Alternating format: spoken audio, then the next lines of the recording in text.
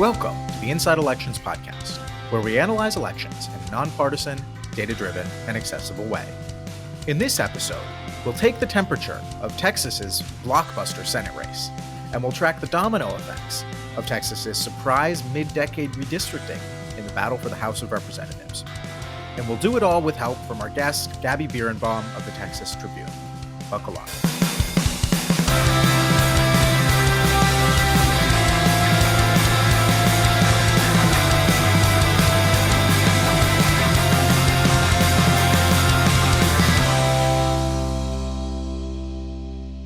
I'm Jacob Rubashkin, Deputy Editor of Inside Elections, the go-to place for nonpartisan political analysis for more than 40 years.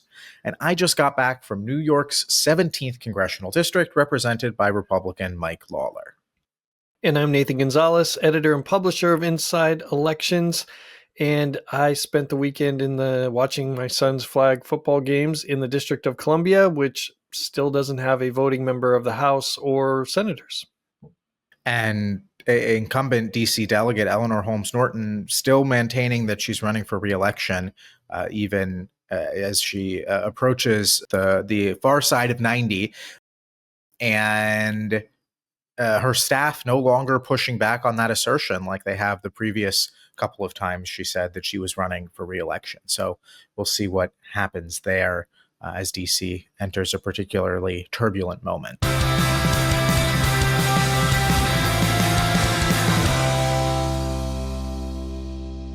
All right, so before we get into it on Texas, though, what are some recent headlines that people shouldn't miss in congressional news? The biggest one might be Republican Joni Ernst announced she will not seek re-election, making Iowa an open seat in what is still a stretch, but probably a necessary win for Democrats to get to the majority.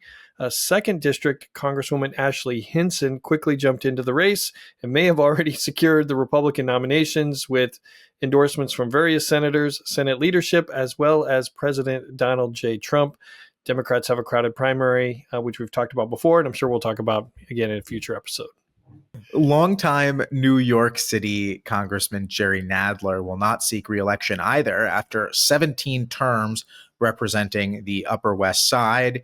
The retirement of this New York institution could set off a crowded primary in his Manhattan seat, which probably contains more would-be or wannabe politicians per square foot than most other districts in America. State Assemblyman Micah Lasher is set to jump in with Nadler's support. He's a former Nadler chief of staff, but he won't have the primary to himself. City Councilman Eric Bottcher and State Assemblyman Alex Borez are also looking like they're going to run here and will be credible contenders for the Democratic nomination. But a dozen or more other people will take a look at running in this seat, including Kennedy scion Jack Schlossberg, who tweeted out the other day that he was forming an exploratory committee. Whoever wins the Democratic nomination here will be the next member of Congress from this heavily Democratic district. But not Chelsea Clinton, right? Not Chelsea Clinton. No, we're not getting the Kennedy-Clinton fight that would have, been a great proxy for the Democratic Party circa 2007.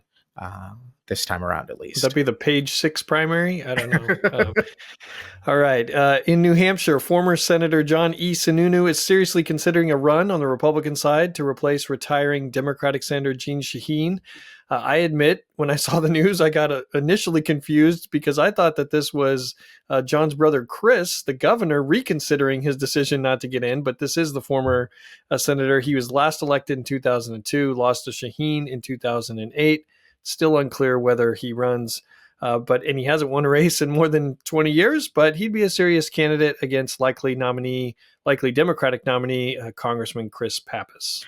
Yeah, and former Massachusetts Senator Scott Brown, who's currently the most high-profile candidate in that primary, not indicating that he would defer to John Sununu at all in this race. So that could be an interesting battle there.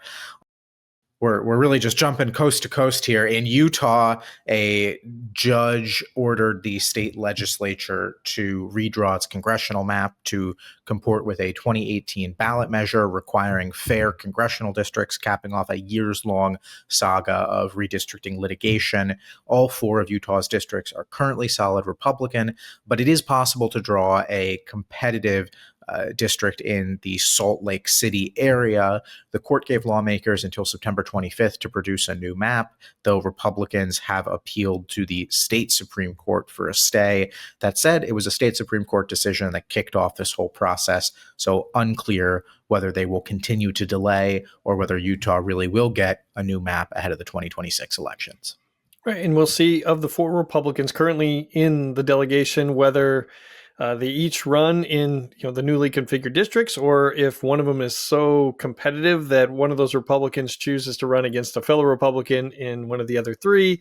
The Democrat to watch will be Ben McAdams. He'll have the right of first refusal on the Democratic side.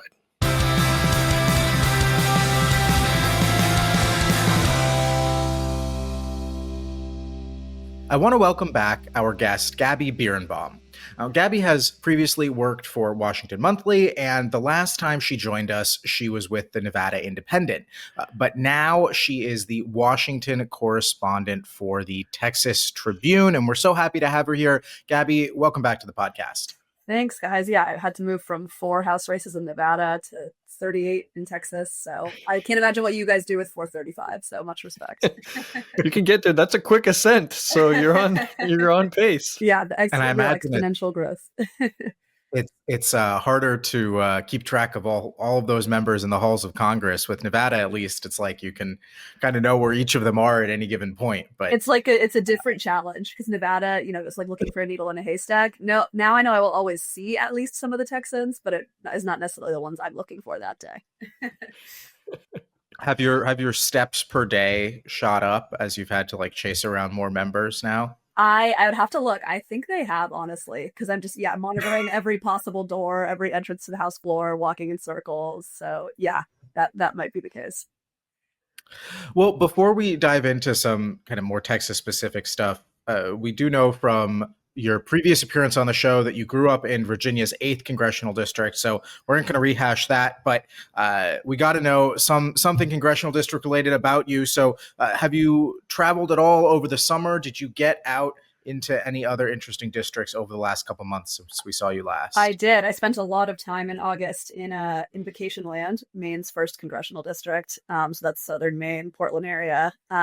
So I actually just looked this up. Shelley Pingree is the member of Congress, which I knew, but I looked up the county that I was in, Kennebunk, or the township, Kennebunk Township, voted for Pingree, I think slightly more than, her average across the district. So I guess slightly more Dem leaning than an already Dem district. But I did not have one conversation about Susan Collins or about fishing regulations and lobstering, and it was mostly fun and not a lot of politics. You stop by the Bath Iron Works, and I should have. Yeah, I should have gone up to check out all the unions, see what everyone's thinking, go to the oyster. Or what's the main brewing company that the new Senate candidate? I don't even know where in the state that is. I think he did launch when I was there, and I was trying to look up where he was from and learned that my Maine knowledge is not as extensive as I thought. But Freeport. It's based in Freeport. There you go. Well, that's all right. You're forgiven that you weren't doing work on vacation. It's a lot. You're allowed to have vacation. That was the goal. I'm Colin Allred, and today I'm announcing my candidacy for the United States Senate because you deserve someone who will fight for you. I get it. Real change might feel impossible, but I'm not giving up. So over the coming months, my campaign's going to roll out a series of plans, and the first will be an anti-corruption plan. It'll be the first of many steps that we're going to take to finally get Texans the leadership that we deserve. Hope you'll join our team, because I know you've got some fight left in you, too. John Cornyn doesn't share our values. It's time for a change. Ken Paxton is the conservative fighter they couldn't cancel. An attorney general who has really led the way, somebody who has been brave and strong, Ken Paxton. The Democratic Party has forgotten how to fight. But this critical moment in our country's history demands fighters, not folders. Imagine a Democratic Party that takes on big money and isn't captured by it.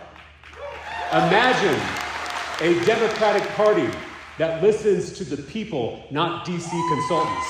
So those were three current or likely Texas Senate candidates. Of course, Colin Allred, the Democratic nominee in 2024, back for another shot at statewide office. Ken Paxton, the current state attorney general running for the Republican nomination, and James Tallarico, a rising star in the state Democratic Party, a state lawmaker who is probably going to announce a run for Senate in the not too distant future, hopefully not in between when we record this podcast and publish it tomorrow. A lot going on, a lot of moving pieces in this Texas Senate primary. But Gabby, where I want to start is a recent spate of polling that we've seen out of the Republican primary showing a closer race between incumbent Senator John Cornyn and Ken Paxton, the state attorney general. What is your analysis of this latest run of slightly stronger numbers for Cornyn, and where do you think this race stands at the moment? Yeah, I mean, I think Team Cornyn's goal, I think they're very clear-eyed about the fact that they were down, in polling to Ken Paxton all throughout the spring. And, it was not on the margins. A lot of the polling we saw showed 20 points, 15 points, what have you.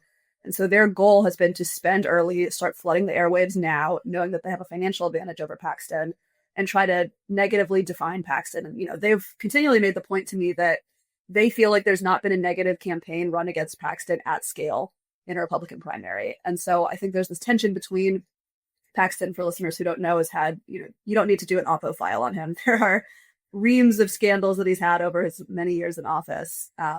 Most recently in this cycle already, his wife, who's a state senator, just announced a divorce.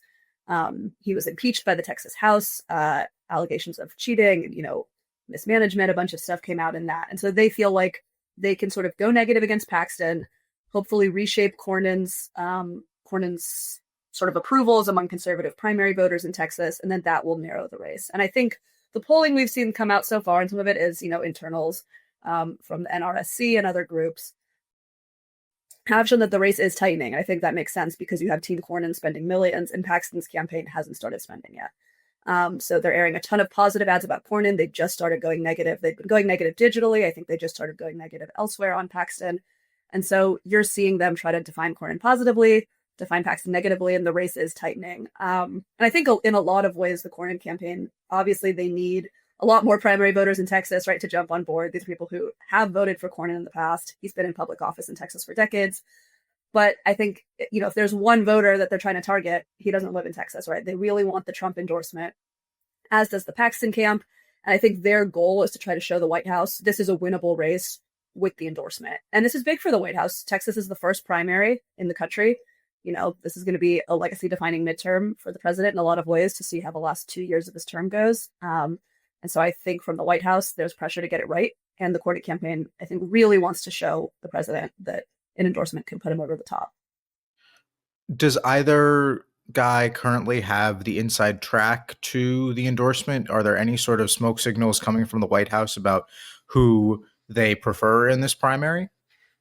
They're both aggressively pursuing it. They're both having conversations with the White House. Cornyn obviously has the backing of sort of institutional Washington, right? He has, like I mentioned, the National Republican Senatorial Committee, the NRSC. He's got Senate Leadership Fund, which is the John Thune connected PAC. They're all in his camp. But there was a story in CNN, right, about Paxton going to a golf course in Scotland to talk to the president when he was there, ostensibly, potentially about this race.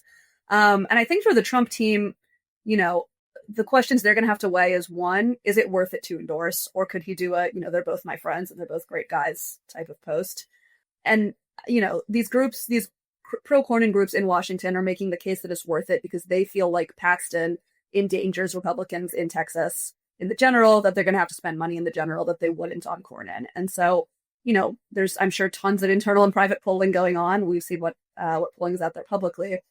And I think the White House will have to evaluate if that's true, but I don't think they need to make a decision, imminently. I think they can continue to let the primary play out as they have been. And, I think, that's what Cornyn wants, is time to get his poll numbers up.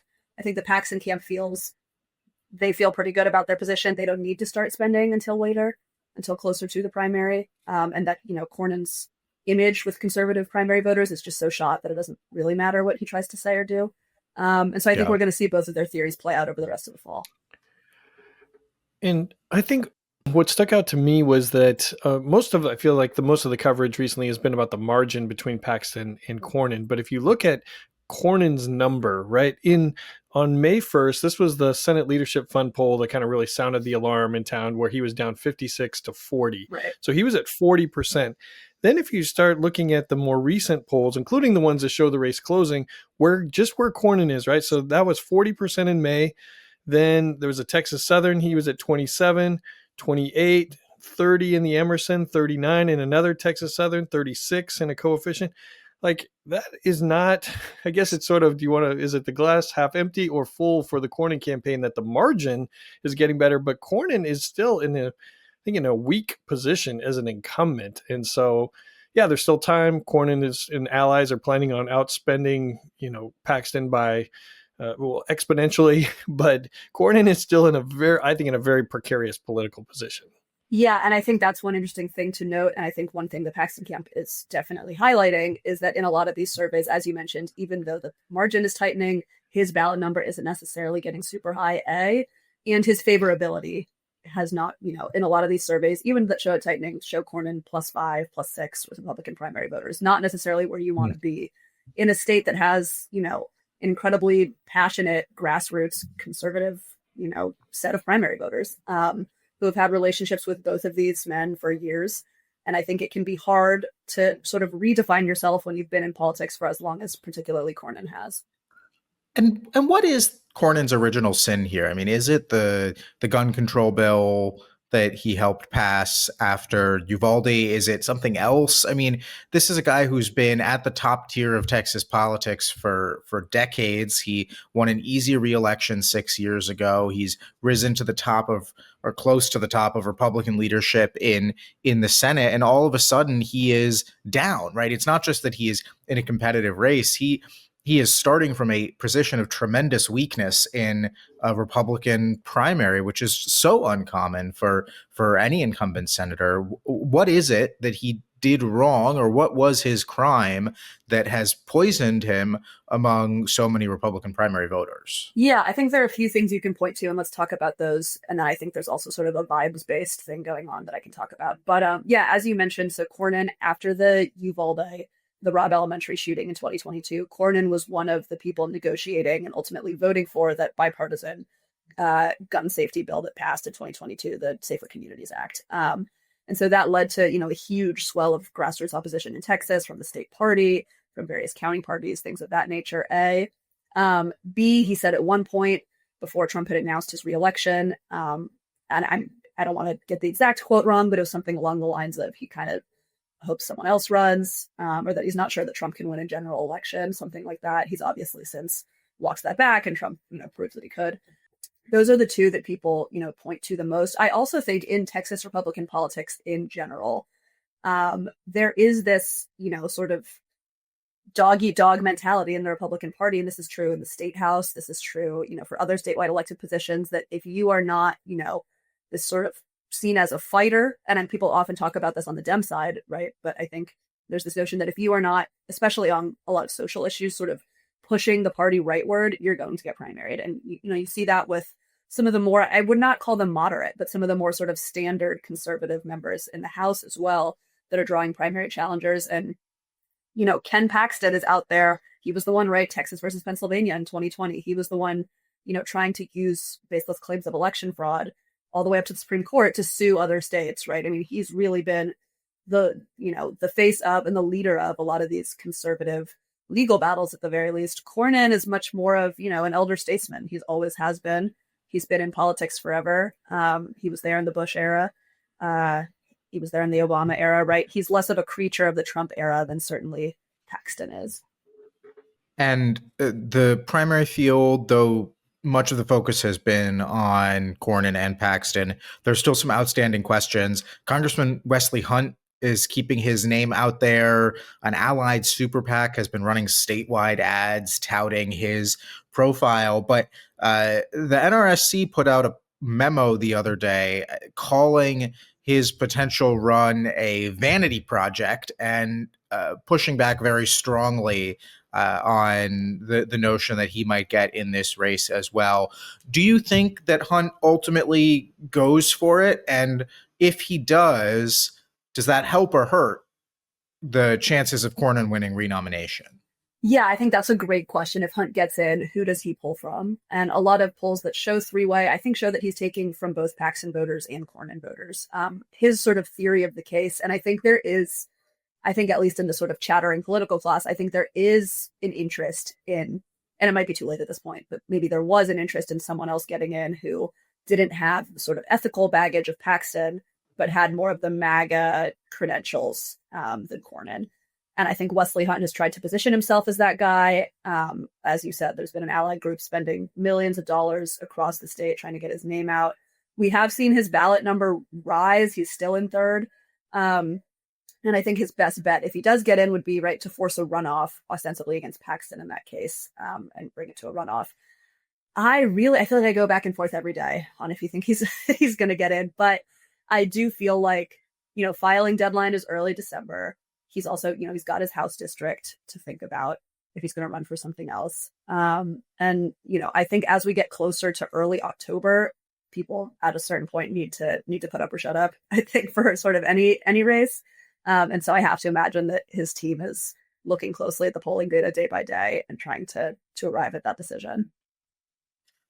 It feels like earlier in the cycle, when Cornyn looked frankly dead in the water, there was a sense that it wouldn't necessarily be such a bad thing if Wesley Hunt, for folks in DC, it wouldn't be necessarily such a bad thing if Wesley Hunt got in the race, because maybe then he would provide another option, a safer option than Paxton, certainly, but that it might either, that it would be Paxton versus Hunt in a runoff, and Hunt could win that and make people feel better, or Hunt could actually overtake Paxton, and then, it wouldn't matter whether it was Hunt or Cornyn in terms of holding on to the seat. But is it fair to say that as Cornyn has shown a little bit of life, that calculus has changed, and now it's like, get out of the way, because if another person in the race is only going to stifle whatever momentum Cornyn might be building up now? I would think so. I mean, I think a lot of the chatter, like you talked about when Cornyn was really further down, was if Cornyn was going to drop out,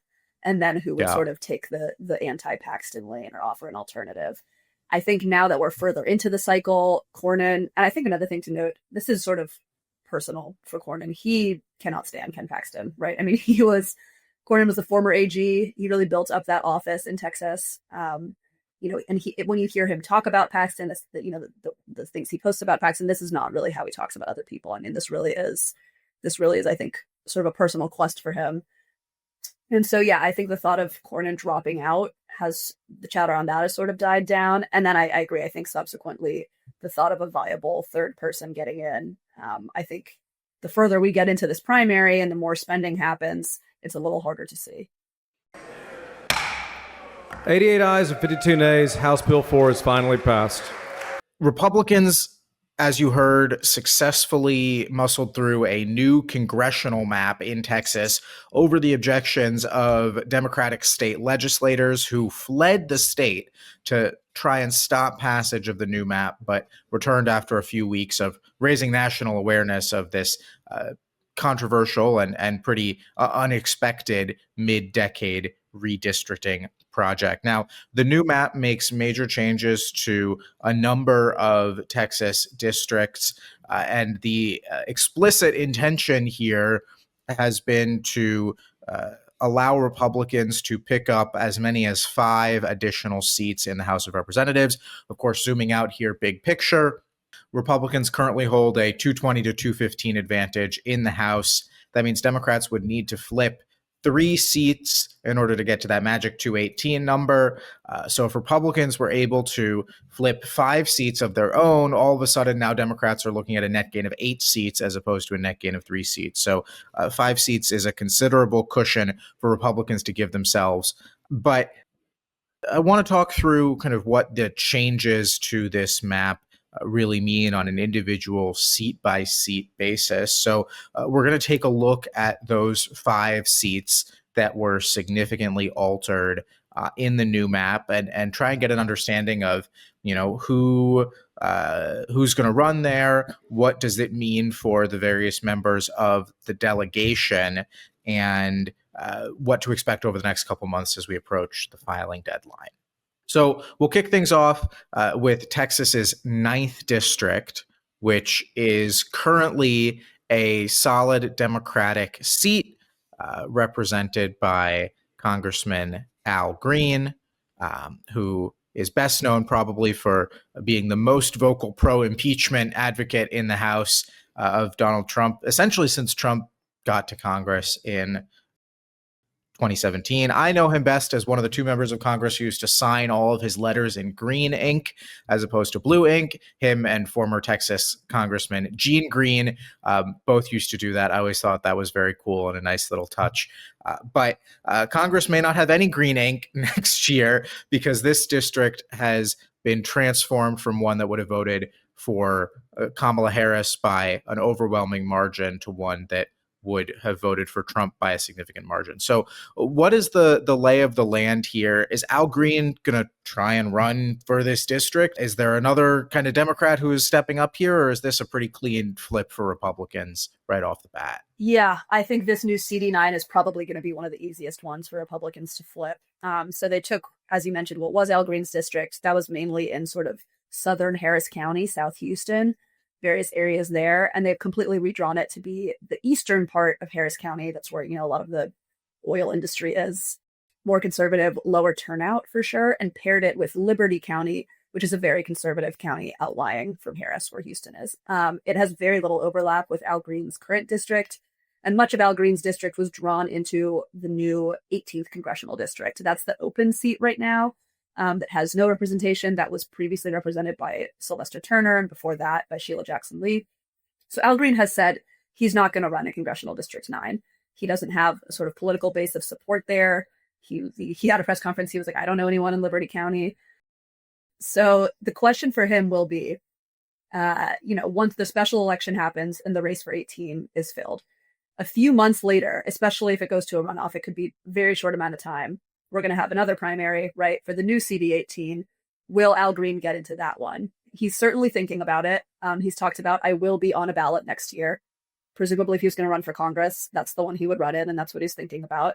And that could create a really awkward situation where you have Al Green, who's in his late 70s, sort of an institution in Houston, running against what's expected to be a much younger primary opponent if they decide to stay in a district where the last 2 incumbents have died in office in successive years. So that could, I think, really get at a lot of tensions in the Democratic Party, depending on what happens in 18.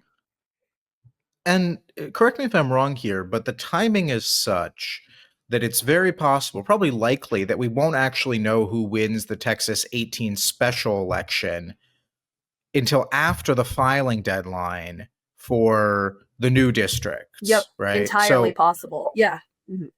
All of those candidates, Christian Menifee, Amanda Edwards, seem to be the 2 kind of biggest players in that primary, but several more people running there. All of them would have to decide before they know the results of that election whether or not to file in the new 18th, maybe run in the new 9th, as we've heard some chatter that maybe the winner of the 18 special might take one for the team and run in this more Republican district. But they have to make that call without knowing whether they're actually going to be a member of Congress. Right. No, and a lot of people, I think, are going to have to make decisions without all the information. So that special election is in November. If it goes to a runoff, which I think is entirely possible, given, like you said, Christian Menifee and Amanda Edwards are the 2 leading candidates there, that would happen after the December filing deadline. And so then we'd know for sure if Al Green is running in 18, which again, it kind of seems like he's telegraphing that he might. And yeah, 9, the area of Houston that it is just completely different than 18, which is a sort of historically Black district. It's had a string of, longtime Black representatives who have been sort of power players in the Congressional Black Caucus and in Democratic politics in Texas and in the House. Barbara Jordan is the most frequently invoked member from that district. Hmm. And so, yeah, it's going to create, I think, what's going to be a really awkward situation. Yeah. And currently, Republican Briscoe Cain, who's a state representative, is in that race. He's like a Freedom Caucus aligned candidate. Is he? Do you think he's the favorite there on the Republican side, or are there other people who are circling that district as well? I think he's the favorite. He's not the only candidate in. So Alex Morrell, who ran for Harris County judge in 2022 and gave Lena Hidalgo a bit of a good race there, she's in the mix as well. I think Briscoe Cain starts as the favorite, but it's a tough jump, right, from the state rep campaign, which is just much smaller, different rules around money and everything, to a House race. And so he definitely got the jump on everyone. He announced his interest and then announced he was running hours after he voted to pass the map. And so I think he starts in a position of strength, but I don't think, it's assumed that he would win. And I'll be curious to see if more people get in as well. All right, we're going to jump a little bit out of numerical order just to talk about the most probably pressing flips here. So we're going to skip the 28th for a second and go to the 32nd district in and around Dallas. So this is currently a solid Democratic seat that is represented by Democrat Julie Johnson, formerly represented by Colin Allred. But this one is going to go from a district that voted for Harris by 24 points to one that would have voted for Trump by 18 points.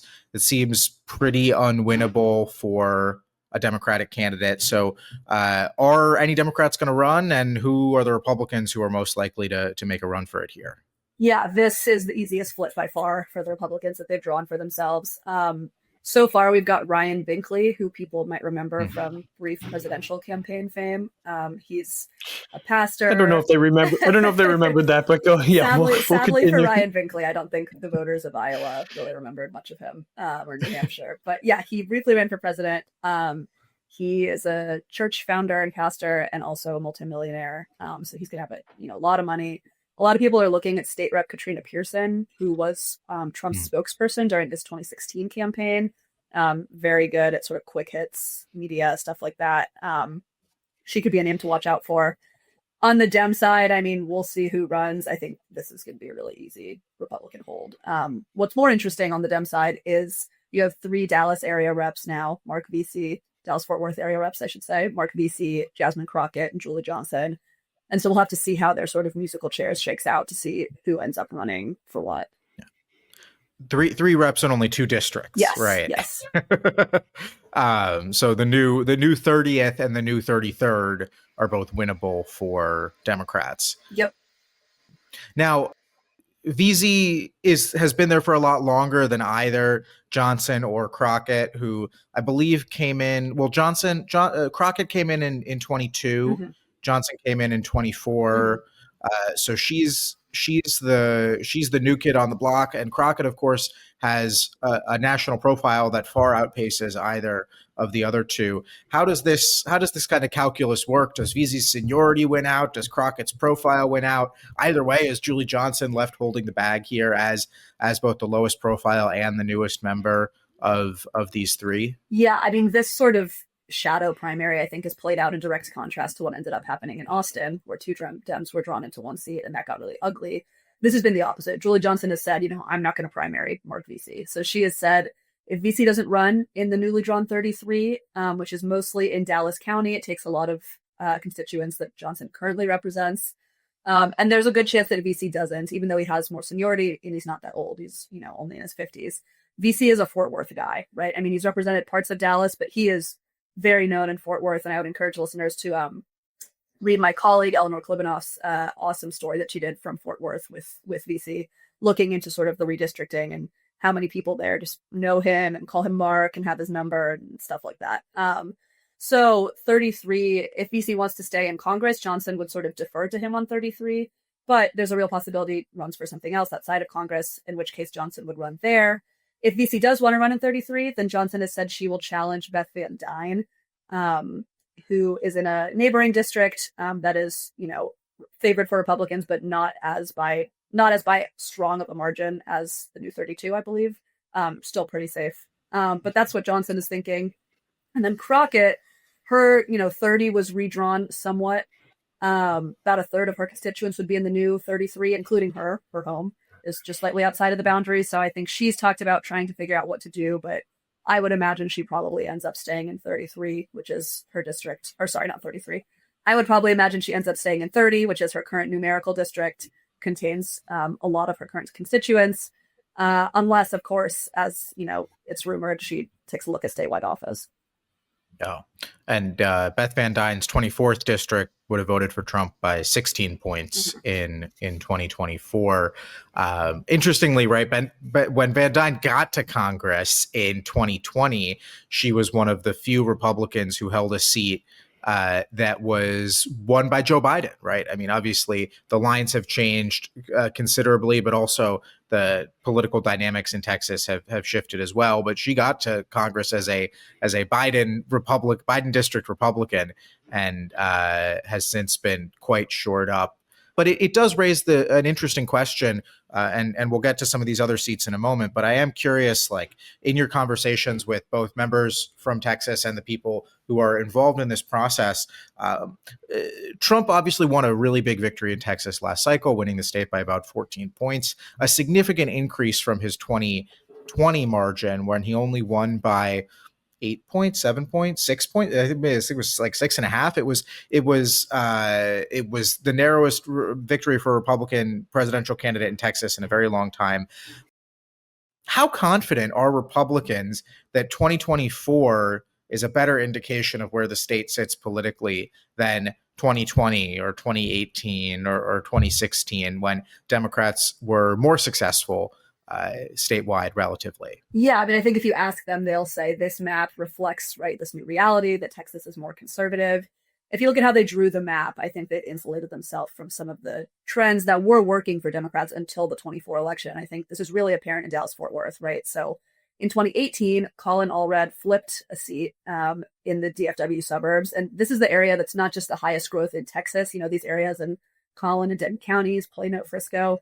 This is, I think, the highest growth area in the U.S., or if not number one, it's definitely top 5. So there's tons of people moving there, tons of people of color moving there. Recognizing that, Republicans in their 2021 map said, okay, fine, we'll create, a safe Dem district in these suburbs for Colin Allred and now Julie Johnson, and we'll shore up Beth Van Dyne instead of making her run in a competitive seat, right? Now, like you mentioned, because these dynamics have flipped again back, Republicans are feeling good about their trends. They feel like, especially with Latino voters, they're able to draw maps more conducive to them. But in DFW in particular, they're not relying on, growth with Hispanic voters or Black voters. They're just pairing urban voters with rural voters who vote for Republicans regardless, such that they can flip a seat. So I think in DFW specifically, they're not necessarily banking on Gaines. I think the seat they've drawn will be safe even in a blue wave cycle. Yeah. And just one other note on Ryan Binkley. This is a guy who spent $11 million of his own money to run for president on a no-shot campaign. I shudder to think of how much money he would spend on a congressional race that he might actually be able to win. So we'll see. And it wasn't like he paid himself back. His campaign still owes him $11 million. So he's a character. He looks like the president in a Netflix movie. I'll leave it at that. He's got the jaw, he's got the hair, and I guess now he looks like the next congressman from this district. But we will see how he fares in that race. And we will carry on to a district that you referenced a couple minutes ago, the 35th district, which had been this kind of monstrosity. Is that too editorial a word? That stretched from San Antonio to Austin and was a solid Democratic seat. What has happened to the new 35th and what dynamics are we seeing playing out there? Yeah, so the old 35th, like you mentioned, Austin and San Antonio, it was majority minority, connected sort of East Austin to parts of San Antonio that are heavily Latino. So instead, Republicans have put, one mega Dem district in Austin. I think it's by percent the district that Harris would have done the best in 2024 of all 38 in Texas.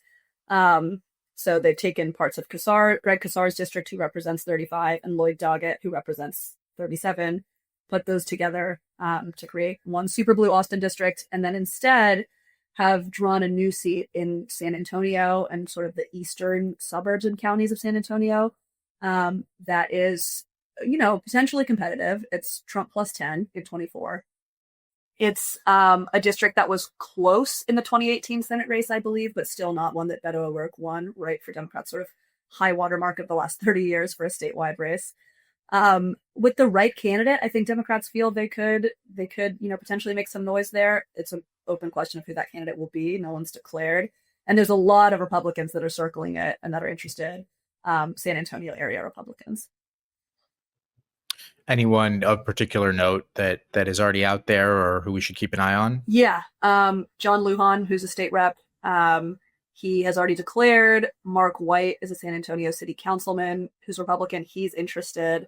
There's a few, Republicans in elected office in San Antonio or in Bexar County who are taking a look, but that's an attractive seat for Republicans, right? But it is, like I said, a seat that if it kind of depends if next year is a blue ripple, a blue wave, none of the above, A, and B, what Latino turnout looks like, and if Latinos sort of swing back to Democrats, because this is a district that is in, you can see that this was intentionally drawn. It's about 50.5% Hispanic, what's called CVAP, so citizen voting age population. It's, if there's a big swing among Hispanic voters and they turn out, and those are sort of two different questions, this is something that Democrats can make competitive. Yeah.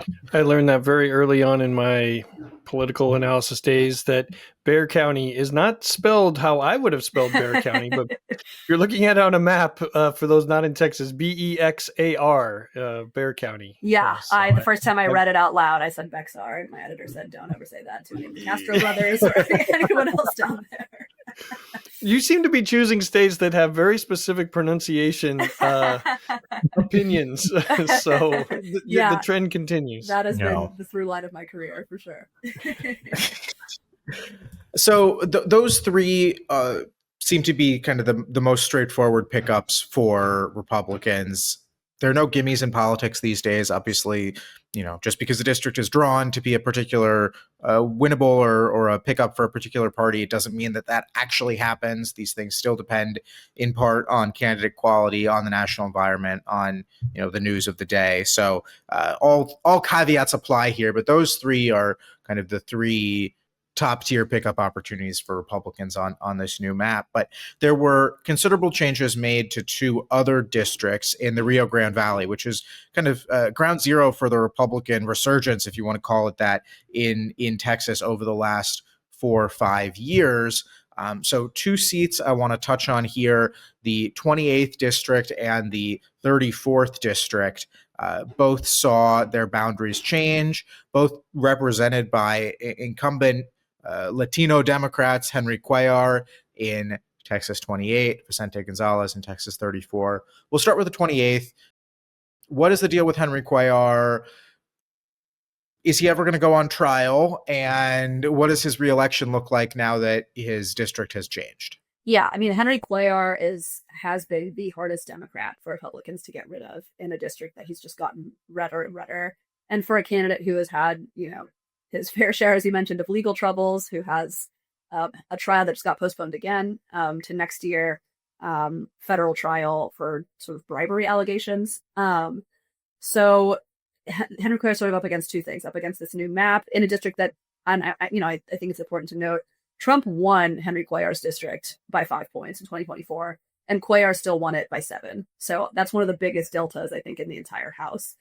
Now it's Trump plus 10, right? So a little friendlier to Trump. And what they did to Cuellar was they took out, the parts of his district that were near San Antonio, and they gave him parts in Hidalgo County, in the McAllen area. And so that's actually, interestingly, I think, potentially advantageous to Cuellar because he's better known in South Texas than he was around San Antonio. And actually, even though Trump did better in the new district, Democratic House candidates, so both Cuellar and the Democrat who ran in 15 last cycle, actually did better than Cuellar's margin of 7. Cuellar would have won that district last year by 8 or 9. So I think that's one that the Democrats feel that they have the best shot of holding, again, if Henry Cuellar can stay out of jail. Yeah, I mean, it was interesting.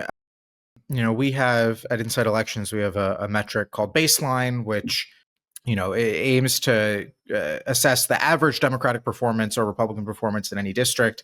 It's a trimmed mean of all of the statewide and district level performances over the last 4 election cycles. And what we found when we plugged in the new 28th was that, while it did get Trumpier as a district, the baseline also got more Democratic. Exactly. That there were actually down ballot Democrats that actually do better under these new lines than they would under the old lines. And obviously Cuellar has some sort of special hold over the district here. I mean, despite the challenges against him, both legally and politically, has managed to stay in control here. And as someone once said to me, they named an airport after him down there, and you can't beat a guy who they named the airport after. Well, they did in Alaska, but that's okay. Well, Ted Stevens, but there were other situations, legal fair enough, complications going after there. But your point still stands. I'm old, so I've lived through some of these. Yeah, and we won't mention the Bill and Hillary Clinton airport in Little Rock either, in light of her 2016 performance. But anyways, that was mostly the Bill airport. So Republicans have their candidate in the 28th, right? Yeah, so he hasn't announced, but he has an exploratory. It's widely expected that Tano Tiarina, who's the Webb County judge and was a Democrat who flipped parties fairly recently, that he's likely going to be the guy. Republicans feel better about that for no other reason than he's Latino. And the candidate they ran last time, Jay Furman, was not. It's a district that is hard to win if you're not Latino. And Tiarina, a former minor league baseball player, not even the best baseball player running for Congress in Texas. We can talk about that. we'll get to in a moment. But before then, we got to talk about this other Rio Grande Valley district, Texas 34th, Vicente Gonzalez. This one drawn from a district Trump would have carried by 4 points to a district Trump would have carried by 10 points in the 2024 election. Is this... this seems like the better of the 2 seats for Republicans in the RGV, but they've got some primary issues that they have to straighten out before they can try and take out Gonzalez. Isn't that right? Yeah. So I think this can very well end up being the most expensive House race in the country this cycle. It's going to be super competitive, and we'll see, what other redistricting happens in other states. But yes, Vicente Gonzalez already representing a Trump seat. It now gets Trumpier, and unlike Cuellar, he lost the part of his district that he did the best in, which is the area around McAllen, began in Hidalgo County. They gave him parts of Nueces County, which is in Corpus Christi, considerably more conservative, a little whiter.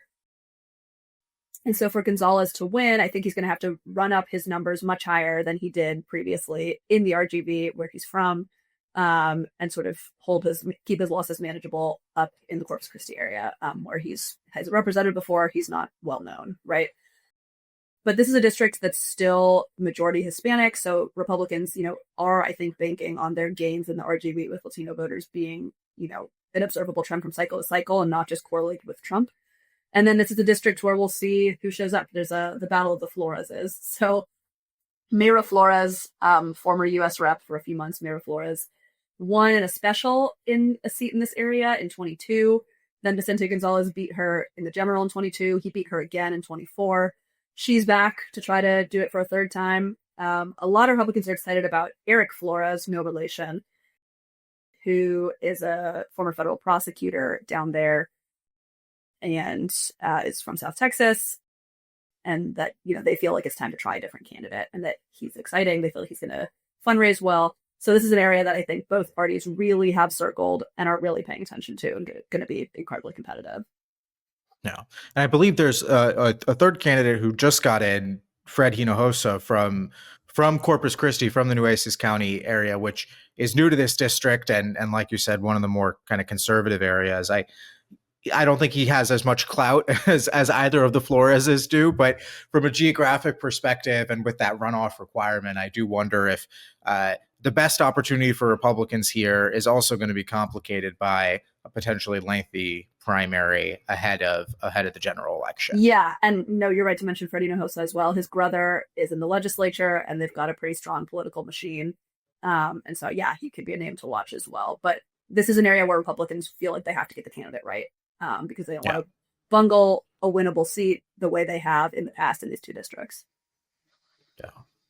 So big picture, 5 districts considerably changed. 3 of them pretty likely Republican pickups, and another 2 going to be highly competitive, but Democrats still in the game in both of these Rio Grande Valley seats. Yep. Yeah, I would agree. I would say 35, maybe Democrats in the game, again, depending on how Latino voters turn out and how they flip. But definitely, I think it's fair to group them into those 2 buckets. Those are the most competitive districts that we ran through. But I do want to briefly mention for all of our Yankees fans and Yankee haters out there, the candidacy of one Mark Teixeira in Texas's 21st district. This is, of course, held by Chip Roy, who is of the Freedom Caucus, a former Ted Cruz chief of staff, big Club for Growth guy, running for state attorney general to succeed Ken Paxton. Gabby, is Mark Teixeira going to be the next congressman from the 21st district? Are Democrats ever going to win another congressional baseball game in the foreseeable future? Or is this another example of a celebrity with a big name ultimately not performing as well in politics as they did in their chosen profession? Yeah, I mean, we'll have to see. Certainly, if you're the Republican congressional baseball team coaches, you're chomping at the bit for him to get up there. Yeah, so this is a district that's in parts of Austin and the Hill Country. This is where the July 4th flooding happened. So for San Antonio Republicans, between the redrawn map and 21 opening up, I mean, there was sort of an embarrassment of riches for, like I mentioned, Mark White or Grant Moody, who's a conservative Bexar County commissioner. They could look at 35 or 21. I do think with Teixeira getting in at 21, there's a little more hesitancy now to try to go against him. We'll see, if the Republican establishment backs him as well, either tacitly or explicitly. But he's been in Texas. Obviously, he is a former Texas Ranger. He's been in the Austin area for a few years now and been sort of involved in local Republican things. So I think this is definitely a candidate to take seriously. I'm looking forward to, this is a very Republican seat, but I'm sure there'll be some Dem messaging about, don't send a Yankee to Congress from Texas, something along those lines. You correctly pointed out, because a lot of the attention in the pictures and the B-roll and stuff is about him in the Yankees uniform, but he was drafted by and played for the Rangers, so it's not there are local ties there. He spent some good years with the Rangers, I think Rangers fans would say. Not as flashy as his years with the Yankees, but lots of marketing opportunities for both parties.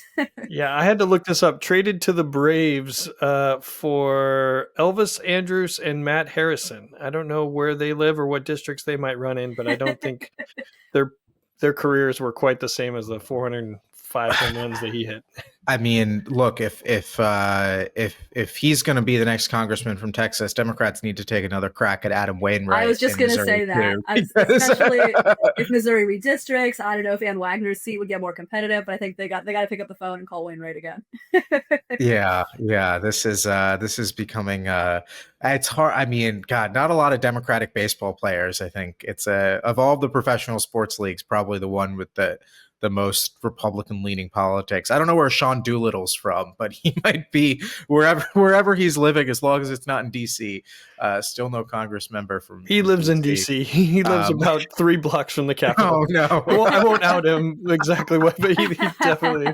I mean, Eleanor Holmes better look over her shoulder if he wants to get in. Yeah. Well, that's so. Is the DC delegate eligible to play in the baseball game? There's a question for you. If so, they might get him to run just just for that.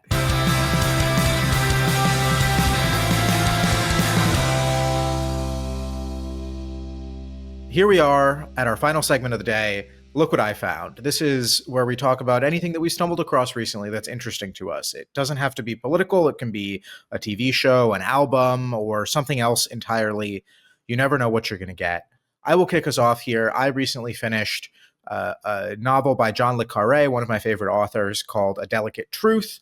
It is about a British Special Forces mission in Gibraltar that goes awry and is covered up, and resulting investigation done by various members of the British government to uncover what happened there. Like all Le Carré books, it is incredibly bleak. It's unnerving. It's very well written. It's funny, as well as thought-provoking. But just a couple days after I finished it, I read this story in the New York Times about a 2019 American Special Forces mission in North Korea that was also unsuccessful and resulted in the Special Forces killing several civilians in a fishing boat off the coast of North Korea, which has tremendous parallels to what happens in this John le Carré novel from a decade and a half ago. So the guy was incredibly prescient. He's a great author, or was a great author. He passed away. And, you know, every time that I read something of his, I leave it both kind of less happy with the state of the world, but also feeling a little bit more thoughtful and with an interesting new perspective on how things are going. Before he passed, did he happen to write about which party is going to be in control of the House and Senate in 2026? You know, his view of the Americans is always pretty negative. I don't know if he ever really delved into American politics, but there is a character in this novel who is she's a wealthy oil heiress out of Texas. I don't remember which city, which congressional district in Texas, who she's funding both the mercenary group that the British government is working with and a whole host of Republican causes in America. So you can kind of see where Le Carré's political leanings were, perhaps. I believe he was a big labor supporter, but that's neither here nor there when it comes to 2026. That's a great rec. I read The Spy Who Came In From the Cold recently. That was my first Le Carré, and very much liked it. Yeah, that's a good one. Also very bleak. Very bleak. Very bleak. I am trying to work my way through the New York Times' top 100 movies of the 21st century list. And so recently watched for the first time No Country for Old Men. Figured I'd start with some of the Texas ones because of this new job. This is just an uplifting, dark and bleak. Yeah. But I gotta make sure mine is on a different note here. But go ahead. Positive. I love the Coen brothers. I'm interested in Texas. I will say I didn't love this movie. I know it's like considered one of the great American classics. I was not that into it. I felt like it was all show don't tell. Like they could have told a little bit more about anybody's motivation, but obviously very beautifully shot. I'm gonna try There Will Be Blood next. The other, famous violent Texas movie from the 21st century. And you guys will have to have me back, and I'll let you know which one is better. Is Texas Chainsaw Massacre any of them on the list? I don't think that one was getting nominated for any Oscars. Yeah, shockingly, New York Times did not highlight it. How should I? And I'll go. Let's go a completely different. There's a new song. One of my favorite bands of people. They're called Action Adventure out of Chicago, and they released their third single from an upcoming full length that's going to come out at the end of October. This one's called URL. It's going to be a little bit of a lighter listen or read or watch, I think, than what you two have. The way you two have done. So yeah, you'll probably hear more from me about them. Sadly, on their fall tour, I think the closest I'm either going to need to go to Richmond or Philadelphia because they're not going to DC. So I'm going to have to make that life choice in November. Well, thank you for closing us out on a slightly lighter note than Le Carré or Javier Bardem shooting bolts into people's heads. People should watch F1 if you need a palate cleanser on Javier Bardem or something. Oh, man. We're real cheery today. Well, that's all the time we have. Gabby, thank you so much for joining us today. We'll have to have you back in the near future to talk through these Texas races once we get through the filing deadline and everyone kicks off their campaigns. Thank you guys for having me.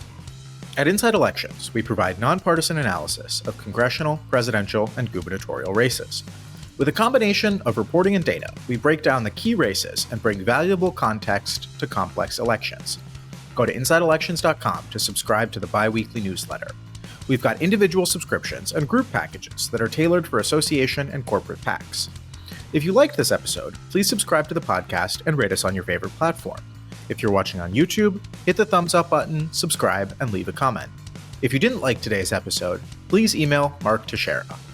We also wanted to thank our producers, Alan Tuzinski and Melissa Lenner of Pretty Easy Podcasts, and associate producer, Conrad Tolosa. Please come back and join us again next time.